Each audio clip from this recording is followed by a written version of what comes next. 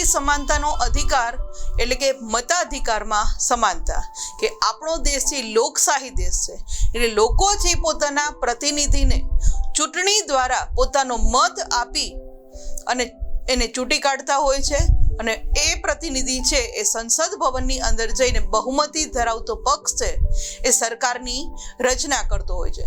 તો મત આપવામાં પણ સમાનતા આપણા દેશની અંદર આપવામાં આવી છે. વિદ્યાર્થી મિત્રો, આપણે જોયું કે બંધારણમાં સૌને વિવિધ પ્રકારની સમાનતા આપવામાં આવી છે.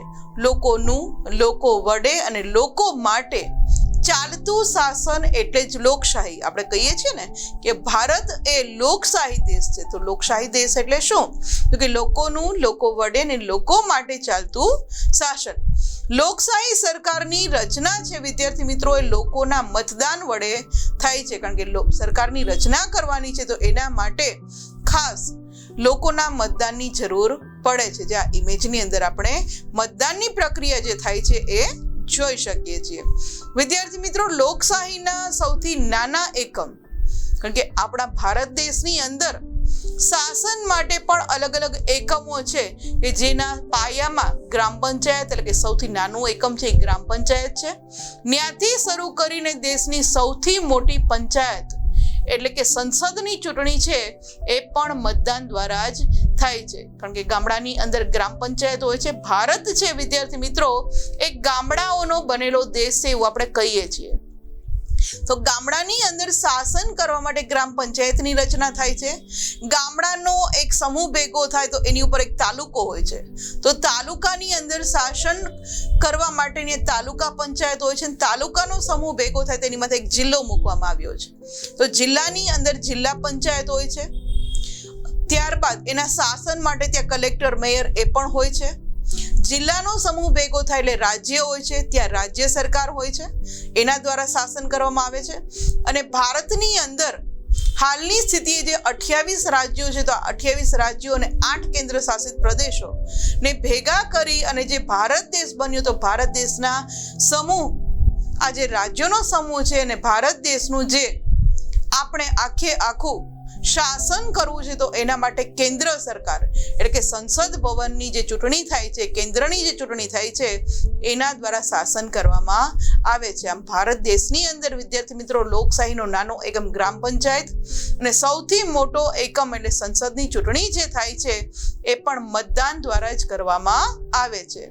અને 18 વર્ષથી મોટી ઉંમરના વિદ્યાર્થી મિત્રો દરેક વ્યક્તિને મતાધિકાર આપવામાં આવ્યો છે. એવું નથી થતું કે ચલો પુખ્ત વયની, કારણ કે બંધારણની અંદર પુખ્ત વય એટલે 18 વર્ષ જેને પૂરા થઈ ચૂક્યા છે એવી વ્યક્તિને આપણે પુખ્ત વય કહીએ છીએ. એટલે 18 વર્ષથી કોઈ પણ મોટી વ્યક્તિ હોય એને મત આપવાનો અધિકાર આપવામાં આવ્યો છે. પણ હા, સાથે સાથે વ્યક્તિનું નામ મતદાર યાદીમાં નોંધાયેલું હોય તો અને તો જ એ નાગરિક છે એ મતદાન કરી શકે. જો 18 વર્ષ પૂરા કરી ચૂક્યા છે પણ મતદાર યાદીમાં એનું નામ નોંધણી ન કરાવ્યું હોય તો એ મતદાન કરી શકતો નથી. આ ઇમેજની અંદર જે આપણે અલગ અલગ ચૂંટણીઓ કરવામાં આવે છે ગ્રામ પંચાયતની, સંસદની, એ આપણે જોઈ શકીએ છીએ. વિદ્યાર્થી મિત્રો, ધર્મ, ભાષા, લિંગ, બોલી કે આર્થિક અસમાનતા વચ્ચે સૌને બંધારણમાં સમાનતા આપવામાં આવી છે. કારણ કે કોઈ પણ ભાષા બોલતો હોય, ધર્મ પાળતો હોય, સ્ત્રી હોય, પુરુષ હોય, કોઈ પણ બોલી હોય, આર્થિક રીતે સદ્ધર હોય ન હોય, છતાં પણ આપણા બંધારણની અંદર મત આપવાનો અધિકાર આ બધાને છે એવી સમાનતાની જોગવાઈ કરવામાં આવી છે. એટલે કે દરેકને મતદાન કરવાનો અધિકાર તો છે જ. જ્યાં ઇમેજની અંદર આપણે જોઈ શકીએ કે કોઈ પણ હોય એ મત તો આપી જ શકે છે.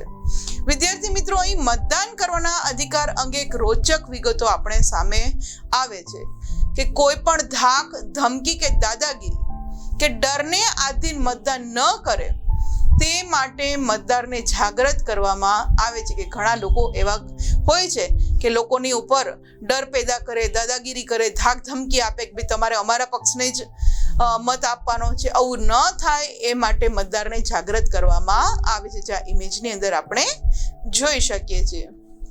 વિદ્યાર્થી મિત્રો, મતનું મહત્વ સમજાવવા અને કોઈ પણ પ્રકારના ડર વગર મતદાન થાય એ માટે ચૂંટણી પંચ વ્યવસ્થા કરે છે, એટલે કે ચૂંટણી પંચ એ વ્યવસ્થા કરતી હોય છે કે આવો કોઈ પણ ડર ન આવે ને મતદાન છે એ સ્વતંત્ર રીતે થઈ શકે એ માટે ચૂંટણી પંચનું આયોજન છે ખૂબ જ સારું હોય છે. અને ચૂંટણીના સમયે વિદ્યાર્થી મિત્રો વધુમાં વધુ લોકો મતદાન કરી શકે એ માટેના પણ ખાસ પ્રયત્નો આ ચૂંટણી પંચ દ્વારા કરવામાં આવે છે કે જેથી જે સારો પક્ષ એ ચૂંટાઈને આવી શકે.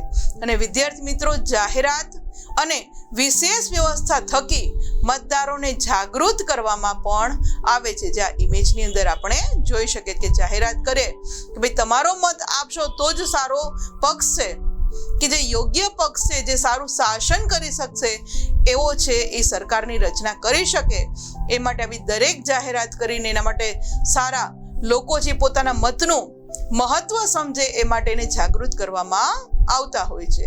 વિદ્યાર્થી મિત્રો ચૂંટણી પંચ છે એ કોઈ પણ પક્ષની તરફેણમાં રહીને ક્યારેય ચૂંટણી નથી કરતી. ચૂંટણી પંચ હંમેશા તટસ્થ રીતે ચૂંટણી કરાવે છે અને ભારત દેશમાં નોંધાયેલા સૌ મતદારો છે એ મતદાન કરી શકે તે માટેની પણ ખાસ વ્યવસ્થા કરવામાં આવતી હોય છે આ ચૂંટણી પંચ દ્વારા.